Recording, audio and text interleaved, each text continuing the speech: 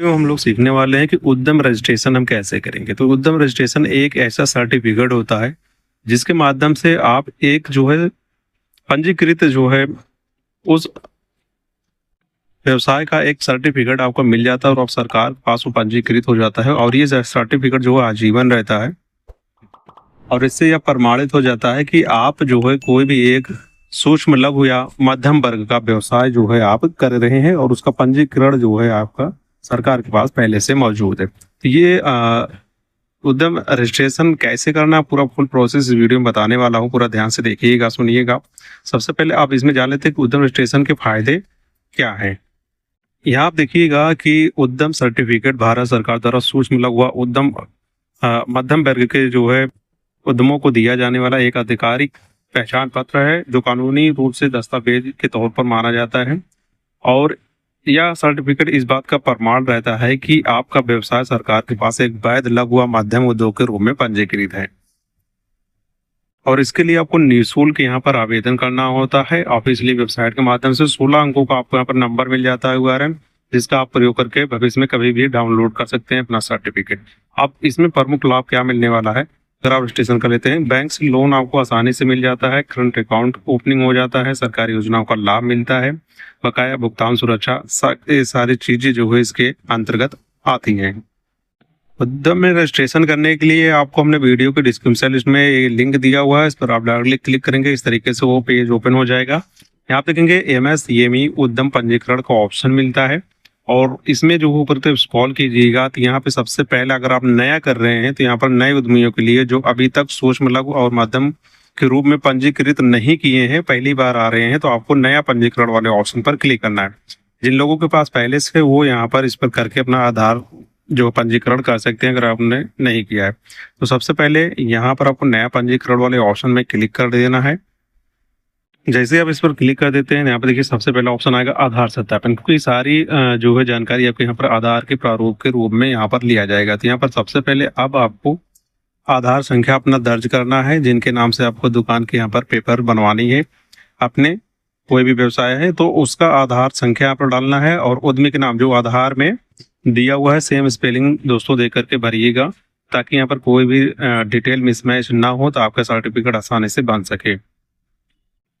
पहले यह रजिस्ट्रेशन सिर्फ आधार से ही हो जाता था, लेकिन यहाँ पर बदलाव करते हुए देख सकते हैं कि दिनांक 5 मार्च 2021 से आधार संख्या के साथ पैन भी जो है यहाँ पर अनिवार्य कर दिया गया। तो इसलिए यहाँ पर तो सबसे पहले आधार नंबर नाम डाल करके यहाँ पर चेक कर लेना इसे। उसके बाद वैलिडेट एंड जनरेट OTP वाले ऑप्शन पर क्लिक कर देना। आपके आधार से लिंक मोबाइल नंबर पर OTP जाएगा, उसे फिल करके आपको आगे बढ़ना है। जैसे आप इस पर क्लिक कर देंगे, यहाँ पर देखिए OTP जो है आपका रजिस्टर्ड मोबाइल नंबर जो रहेगा उसका 4 डिजिट यहाँ पर दिखाई देगा, उस पर देखिए मैसेज के थ्रू आ जाएगा। तो यहाँ पर वो हमें जो है OTP फिल करना है, उसके बाद वैलिडेट पर क्लिक करना है। हमने यहाँ पर जो है OTP फिल कर दिया, वैलिडेट पर क्लिक कर देते हैं और थोड़ा सा यहाँ पर आपको इंतजार करना है। वैलिडेट यहाँ पर देखिए सत्यापित तो हो चुका, हमारा आपके आधार को सफलतापूर्वक सत्यापित कर लिया गया है। आप उद्यम पंजीकरण प्रक्रिया जारी रख सकते हैं। अब देखिए यहाँ पर पैन सत्यापन आपको करना होगा, क्योंकि कोई भी आप अगर छोटा मोटा यहाँ पर व्यवसाय ओपन करते हैं तो उसके लिए पैन कार्ड यहाँ पर आपको जरूरी कर दिया गया है। तो यहाँ पर देखिए आप पैन कार्ड को लिंक करने के लिए सबसे पहले संगठन का प्रकार में आकर के आपको संगठन का प्रकार इस तरीके से आप स्वामित्व या एकल का स्वामित्व है या हिंदू अविभाजित परिवार, हिंदू अविभाजित परिवार, साझेदारी और यहाँ पे देखिए सहकारी, प्राइवेट लिमिटेड कंपनी है या फिर पब्लिक लिमिटेड कंपनी, स्वयं सहायता समूह के अंतर्गत है या सीमित देयता साझेदारी, समाज विश्वास अन्य। तो यहाँ पर अगर कोई ग्रुप के तहत यहाँ पर आपके आप संचालन कर रहे हैं संगठन के तौर पर, तो आप यहाँ पर जो है यहाँ पर देखिएगा सहकारी, साझेदारी और प्राइवेट लिमिटेड कंपनी, स्वयं सहायता समूह का भी ऑप्शन दिया हुआ है, उसे सिलेक्ट करेंगे। अगर आप स्वयं का एक एकल का करना चाहते हैं तो आपको स्वामित्व एकल स्वामित्व वाले ऑप्शन में क्लिक करना है। आप यहाँ पर आपका पैन नंबर दर्ज करना है, पैन कार्ड में जो नाम है उसे लिख के यहाँ पर एंटर करना है और पैन कार्ड के अनुसार यहाँ पर DOB जो आपके हैं आपको अपनी यहाँ पर फिल कर देना है। देखिएगा कि कोई भी डिटेल मिसमैच मत फिल कीजिएगा, वरना आपका यहाँ पर सर्टिफिकेट बनने में यहाँ पर दिक्कत आ सकती है। और उसके बाद ये डिटेल भरने के बाद चेक कीजिएगा, पैन वैलिडेट पर क्लिक कीजिएगा। पैन वैलिडेट वाले ऑप्शन जैसे आप क्लिक करेंगे आपका पैन नंबर यहाँ पर वैलिडेट हो जाएगा और आपके सामने नीचे इस तरीके से दोस्तों ऑप्शन आ जाएगा। यहाँ पे देखेंगे ITR का ऑप्शन आ जाएगा, have you field the ITR for previous year. दोस्तों आपके पैन कार्ड से ये डिटेल फेच कर लेगा और आपके पैन कार्ड के अनुरूप अगर आपने कोई भी ITR भरा रहेगा तो यहाँ पर ऑटोमेटिक हुआ यस हो जाएगा। अगर नहीं फिल किया रहेगा तो नो का ऑप्शन आ जाएगा। तो यहाँ पर अगर आपका यस आ जाता तो आप पहले से भी जानते होंगे किस तरीके से आपको यहाँ पर ITR वाला ऑप्शन में सिलेक्ट करना है। अगर नहीं है तो यहाँ पर नो ही रहने देना है। अगर आपके पास GST नंबर है तो यहाँ पे यस कीजिए, अगर नहीं है तो यहाँ पर नो कर दीजिएगा। उसके बाद दोस्तों ऊपर की तरफ आपको स्क्रॉल करते हुए चले आना है और नीचे आएंगे तो यहाँ पर अब आप देखिएगा आपके सामने कुछ इस तरीके से ऑप्शन आ जाएगा। अब इसमें आपको अपना मोबाइल नंबर देना है और यहाँ पर एक ईमेल ID आपको फिल करना है। उसके बाद ऊपर की तरफ चले आना है और यहाँ पर आपको कुछ भी नहीं करना है। इसमें देखेंगे सब partnership cooperative private limited company की तरफ से कितने % यहाँ पर आपको इसमें शेयर का ऑप्शन दिया गया है वो आप यहाँ पर देख पाएंगे। इसे आपको कुछ भी नहीं करना, ऊपर तरफ स्क्रॉल करते हुए चले आना है। अब यहाँ पर नीचे वाले 8 वाले सेक्शन में आना है। 8 वाले ऑप्शन में सोशल कैटेगरी सामाजिक वर्ग में आप जनरल SC ST या फिर OBC कैटेगरी के अंतर्गत आते हैं उसे सिलेक्ट करना है। अपना जो है यहाँ पर जेंडर सिलेक्ट करना है। स्पेशली कोई भी अगर दिव्यांग की प्रॉब्लम है तो यस कीजिएगा वरना आप नो। यहाँ पर कोई भी अगर डिसेबिलिटी का है तो कीजिएगा वरना आप इसे डायरेक्टली नो कर दीजिएगा। उसके बाद यहाँ पर आप देखिएगा कि आपको नेम ऑफ इंटरप्राइज का नाम यानी उद्यम का नाम क्या आप रखना चाहते हैं उसको यहाँ पर लिखना है। उसके बाद आप कितने इकाइयों में यहाँ पर काम करना चाहते हैं, इस कंपनी में कितने लोगों के साथ यहाँ पर काम करना चाहते हैं वो यहाँ पर आपको यूनिट के तौर पर ऐड करना होगा। जैसे आप कोई एक यहाँ पर कंपनी का नाम जो दे रहे हैं यहाँ पर लिख करके ऐड करेंगे तो यहाँ पर नीचे जो है वो ऑप्शन में दिख जाएगा। फिर कोई दूसरी अगर करना चाहते हैं किसी दूसरे नाम से दूसरी दुकान का तो यहाँ पर वो नाम लिखिएगा और ऐड कीजिएगा। ऐड यूनिट पर क्लिक करेंगे तो यहाँ पर दिखाई देगा। आप इसमें देखिएगा बराबर वाले ऑप्शन में आएंगे location of planet unit name इकाई का नाम, इस पे जैसे आप क्लिक करेंगे जो आप यहाँ पर एंटर करके लिखे रहेंगे वही ऑप्शन में यहाँ पर दिखाई देगा। तो इस तरीके से ये यूनिट यहाँ पर ऐड होता चला जाएगा। यहाँ पर अब आपको अपने आधार से मिलते जुलते एड्रेस जो कि आपके आधार में दी हुई है वही एड्रेस यहाँ पर आपको फिल कर देना है पूरा देख करके। इसमें खंड यानी कि ब्लॉक वगैरह, सड़क, मार्ग, गली, नगर, सिटी आपका क्या है, पिन कोड क्या है, राज्य क्या है, डिस्ट्रिक्ट क्या है, सब यहाँ पर आपको ऐड करना है केयरफुली। उसके बाद यहाँ पर ऐड प्लान पर क्लिक कर देना। अब यहाँ पर कार्यालय का पता है, अगर आप कोई ऑफिशियली एड्रेस देना चाहते हैं तो यहाँ पर ऑफिशियली एड्रेस को भी आपको फिल कर देना सावधानी पूर्वक। और 14वें वाले नंबर में यहाँ पर देखिएगा कि लिखा हुआ कि प्रीवियस EM या UEM registration number if any.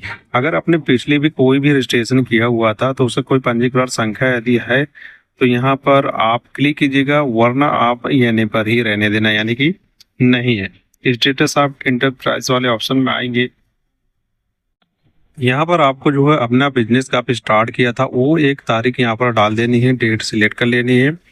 और उसके बाद ऊपर की तरफ आएंगे तो यहाँ पर आपको बैंक डिटेल फिल करनी है। आपकी अपना जो सेविंग अकाउंट का बैंक डिटेल है करंट अकाउंट का वो यहाँ पर आप फिल कर सकते हैं। बैंक का पूरा IFSC कोड, बैंक अकाउंट संख्या और बैंक का विवरण यहाँ पर पूरा आप देना होगा। उसके बाद यहाँ पर इकाई की प्रमुख गतिविधि क्या है, आप मैन्युफैक्चरिंग में है या फिर कोई सर्विस कर देते हैं या फिर सेवा देते हैं वो आपको इसमें से सिलेक्ट करना होगा। उसके बाद यहाँ पर आप देखिएगा 18वें ऑप्शन में नेशनल इंडस्ट्रियल क्लासिफिकेशन यानी कोई भी NIC कोड फॉर एक्टिविटीज 1 और मोर एक्टिविटीज कैन बी एडेड।